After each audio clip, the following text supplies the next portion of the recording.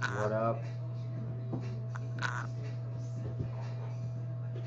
Go hit Facebook, build me an audience. So I'm using a desktop Facebook Live. It's pretty damn cool. We're going to be talking about a really close to heart subject today. For those who are watching, the story of basketball is religion. Basically, there's this tattoo here. Let me show you. See that tattoo?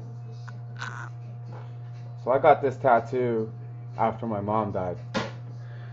And I'm going to be talking about how this tattoo came about and how it kind of shaped my life. So, you know, throughout my life, I grew up in poverty. I grew up in extremely adverse conditions. I'm talking like drugs around me, alcohol around me, gangs around me, guns, like really a bad shit growing up. You know what I mean? And basketball was my outlet. Basketball was the place that I can go to, pray, let go of everything, and help get me through my life. So I'm gonna tell you guys a story about my life when I was 18 years old. Okay, so at the age of 14, hey, don't throw that around you, right? At the age of 14 is when I first found out that my mom's was a really bad heroin addict, and she was smoking crack cocaine. I don't know if she was a cocaine user like through the nose, but I know she was shooting heroin and all that stuff. Uriah, don't throw that around no more. Okay? So, yeah, and the majority of the time, there was no food in my fridge, right? So around this time, I'm like one of the best basketball players in the city. Well, I was the best basketball player in the city during that time in Vancouver. And I was ranked up there in the top 5 for best Canadian ballers in high school. Around the time Pasha Baines was like the king of everything, right? So me and Pasha used to battle back in the day. But moral point of the story is, I was like, you know, the best, but I didn't have like my mom there for me, morally supporting me, my dad there morally supporting me. My brother wasn't even really there. He was doing his own thing, right? Dealing with his own life shit. So I was on my own majority of the time, and there was no real food. I had problems like feeding myself, you know what I'm saying? And living with the roaches, you know, we had roaches in our house. I went as far as from 14 to about 18 years old, pulling the needle out of my mom's arm, right? After she shot some heroin, pulling the needle out of my mom's arm, and having to call the ambulance to come and bring her back to life. So during this time, you know, basketball is what kept me together, kept me from, you know, diving into a severe deep depression. But I guess, you know, it doesn't matter what great things you have going on in your life. When you're going through these types of things, there's a level of depression that sinks into you, a level of reality that sinks into you that, man, I got a fucking pretty tough time here, right? So fast forwarding from 14 on, you know, I'm dealing with my mom's severe drug problem and alcoholism problem. No food in the fridge, but still performing basketball at an extremely high level. Then around 18 years old, my mom died. So my mom, it was on a Sunday, a Sunday morning at around 5 a.m. My mom died from a heroin overdose, smoking. She actually stopped shooting it, so she started smoking it. And then she drank a 2-liter, like that, of a cooler. So you're not supposed to be doing that, right? I think she popped some pain meds too, because she was she really had severe pain issues in her knees and back and stuff. And that is actually kind of where her heroin addiction came from. It was from pain meds. She just couldn't deal with the pain. Plus, a lot of intergenerational trauma, you know, going through her family, being Aboriginal, living on the res, going through, she was even in, what do you call that, residential school for a bit there, but she said, fuck this, I'm out of here. So she took off, right? But, just chill, yo. So, yeah, yeah, my mom, that's how she dealt with a lot of the pain that she went through, right? Which is drugs and alcohol. But she did her best with me and my brother. She always did her best. It just got really bad at a certain point, right? Where she couldn't really deal with her habit and deal with us at the same time. So coming into 18, my mom died on Sunday at about 5 in the morning, right? And during this time, on Friday, Friday, I was going through a basketball camp, the BCs. So basically, you represent BC, right? The BC team, and yeah, you know, going into this camp, I was gonna make it. I was pretty damn sure I was gonna make it. I was the best player around, right? No one could stop me. I was carrying my team. Yeah, our tallest guy was like 6'2". And I was carrying my team to, you know, finishing fourth in BC, right? But yeah, so during this camp, come Sunday, you know, I had camp still in the morning. My mom died, right? She overdosed in her room. She came to my room, and me and my brother's room, and she knocked on the door, and she said, "What's going on, Raymond?" She said, "I love you guys," right? But it was a different type of love you. It was like a really heartfelt love you. I wasn't really, you weren't expecting that from my mom, right? So she said, "I love you," and then she went off to her room, and then she smoked herself to death. I'm pretty sure it was suicide. We'll never entirely know, right? But so yeah, my mom died, right?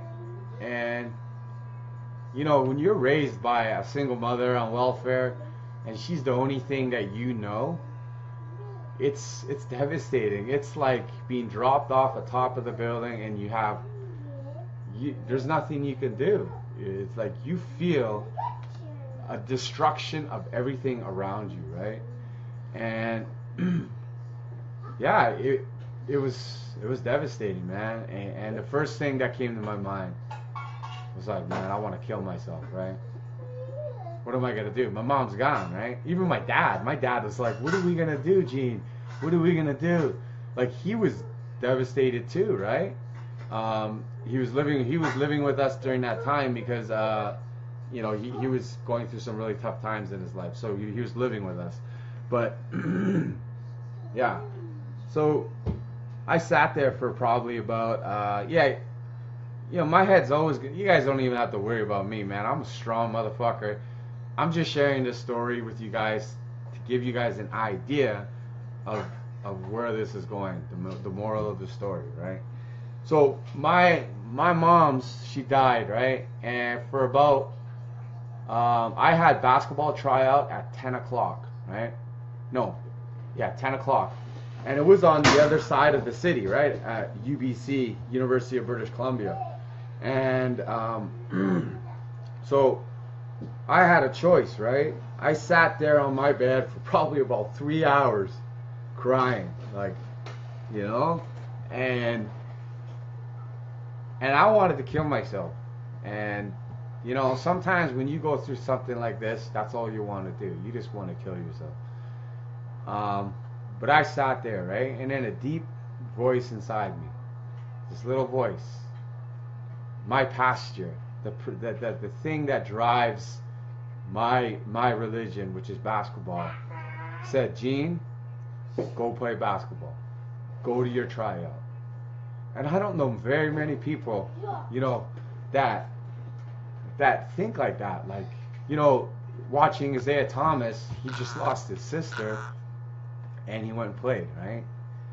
it, and it was it woke up something inside me about why I do this, why I play ball, why I continue to do what I do today to cut off this thing we call the cycle, the cycle that continuously plagues human society through addiction, right? So I went to my tryout. 5 hours after my mom died, I went to my tryout. And right before the tryout, it was raining, probably the hardest it's ever rained in Van City. I swear, the raindrops were like that thick, and they were coming down hard. And I felt so weird showing up to the gym. But before I went in, I went outside. I had my basketball gear on, everything. I dropped to my knees, and I started crying, like insanely crying, like, you know that can't breathe crying? Well, I couldn't breathe. I was having a little bit of a panic attack. So, yeah, I cried for about 20 minutes in the rain. Walked into the gym soaking wet, dried myself off, didn't say a damn word. First thing we started doing was scrimmaging. We started scrimmaging right away. We had about 6 teams, 3 games going at a time.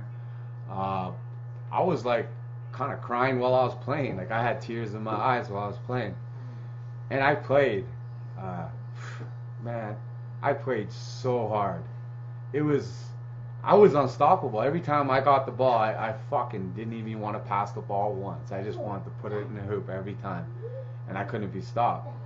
And, yeah, you know, I look back at that moment, and I remember it in detail. I look back at that moment, and I understand the level of commitment it takes to be great. I understand what it takes to leave a legacy, because that moment was a defining moment in me, in which I understood what my devotion to basketball is. If I didn't go that day, if I didn't go play basketball, I probably would have killed myself, more than likely. I felt hopeless, right? Without the one provider that was there for me my whole life, despite, you know, the drugs and all that shit, she, you know, I played basketball. I saved my life by playing basketball. And I don't care what religion you follow right now, you are a part of a religion because it gives you a sense of belonging. You feel connected. You have something to focus and you have purpose, right? Basketball gave me that. I was raised, my mom was raised as an Anglican Christian. My father, I don't know, I don't even know what he was. I think he was like kind of Buddhist, a little bit Christian, I don't know.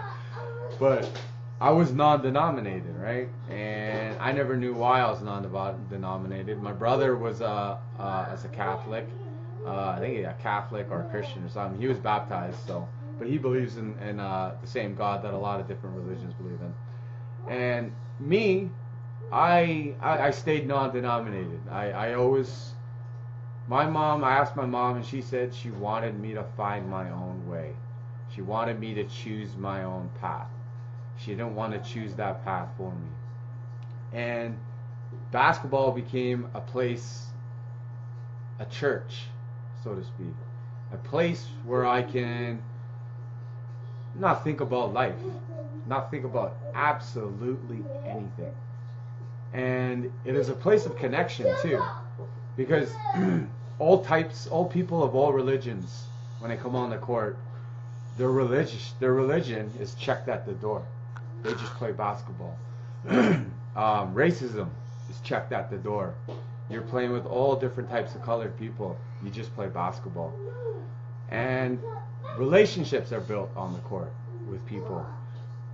And when I understood this, when I understood that basketball is becoming a religion for me, I got it tattooed on my arm to signify the moment that it saved my life from me killing myself, and gave me the strength to focus on my legacy, which is to be one of the greatest native basketball players ever. And when I was 18, I even said to one of my friends, Harold Joseph, I said, yeah, I'm going to make the NBA. And I was pretty damn close. I was like that close to making the NBA.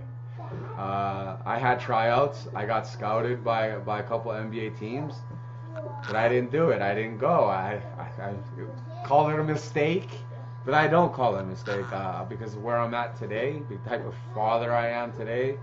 I think it was all supposed to happen like this. I don't kill myself for not making the NBA, but I know deep down inside that everything that I worked my ass off for has left a legacy for a lot of kids to follow. And this trauma that I went through growing up in my life, the sacrifices that you have to make it, is a sacrifice that I wish I understood. Kids today who want to be these great basketball players or whatever you want to do in your life, you want to be a great businessman, a marketer, you have to make certain sacrifices, and that means stop hanging out with the deadbeats, stop hanging out with people who don't correlate with your goals, stop hanging around people who clearly are just, they don't have the same mentality as you and goals as you, so why you hang around them? You know, and thinking that, you know, there's this misconception of bros and my girls, my hoes, the people you drink and party with, that those are your tightest ones, and they're really not your tightest ones. If they're not hanging out with you and supporting you in your life sober, then they're clearly not, they're not really there to support you. They're just there for the ride, right? And you find out who your real family and friends are when you're sober. And I tell you, sacrifice and success is a very lonely journey. Doing what I did on the basketball court at a young age and going into my 20s, my late 20s too, man, it required a lot of work. I spent probably about 7-8 hours a day training basketball, playing basketball. I was in the gym. I would make sure I made 300 jumpers a day. I'd go sprint the track. I do 100-meter sprints, at least 2 miles a day. I'd go pump weights. I'd go scrimmage, and then there was no leagues during that time, so that's the type of dedication I had, right? And on top of that, when I stepped on the court, there was no way I was losing the game. Yeah, there was absolutely no way. I don't care. And I made it my job to pick the worst players in the gym to play on my team and prove to all the best players that I'm the best player in this gym. And I would carry the worst players on my team to wins all night. Don't lose. 0 losses. Donuts, right? So that is my mentality, right? As a marketer, as a human being in this life, that is my mentality. My commitment to my religion, my commitment to bettering people's lives, my commitment to not just breaking the cycle in my life, but inspiring the breaking of that cycle in others. You know, I'm not a vegan, but I take some of what the vegans use and connect it to my own and make it my own life. I still eat meat. I only eat wildly hunted meats. I only eat wild salmon and stuff like that. Stuff that my peoples hunt and fish for, right? But I take what I can from all religions, from all people. I'm a student of life, right? And you need to be a student of life too. You need to look at all these situations that you've experienced in your life, and you need to take it for what it is, a grain of salt. It is time to learn from those experiences and to stop dwelling on them, the pain it has caused you. Because the pain will never stop. It's always going to be there. I always feel the pain and loss of not growing up with a mother in my 20s and my late teens. I didn't have that. Alright? I lost my mom at a very young age. If you got your mother, you need to honor her. You need to respect her. You need to listen to her, because tomorrow she could be gone. You know, our fathers, we need to develop a relationship with our fathers, one that requires our attention, to inspire one another. You know, what is your purpose in life? You know, I realize what my purpose in life is, right? I know what life is. I know why I'm on this earth. It's to create change through my own experience. I had a contract I made with myself in 2010 at this thing called the Choices Seminars. Was I am a respectable man who inspires others to become enlightened through experience. That is my contract to myself. The first contract I ever made to myself, and I still live it. I live day by day with that contract in my life, because that is what I want to be respected. Just, you know, I want to be a respectable man who inspires other people, right? And I'm gonna do it through my actions, my choices. So when I make calculated risks in my life, don't for a second think I take it for granted. I measure all the pros and cons of certain things that I experience, and I put into my life. Before, I never used to do that. I used to be very careless. I try everything, you know? Try everything once, you know what I mean? So, you know, what can you take from this video? Look in the mirror. Ask yourself, is dwelling on the past, dwelling on the pain, dwelling on the haters, are all those things going to serve you? Do they serve who you are now and what you want to achieve? Because I guarantee it's a no. They don't, right?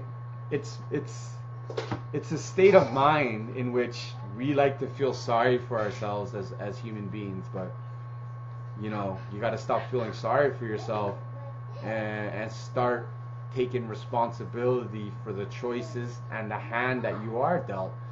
Because in the game of Hold'em, Texas Hold'em, it doesn't matter if you're holding 7 deuce or pocket aces. It's how you play the hand which is going to win you the game. Share the video. Peace.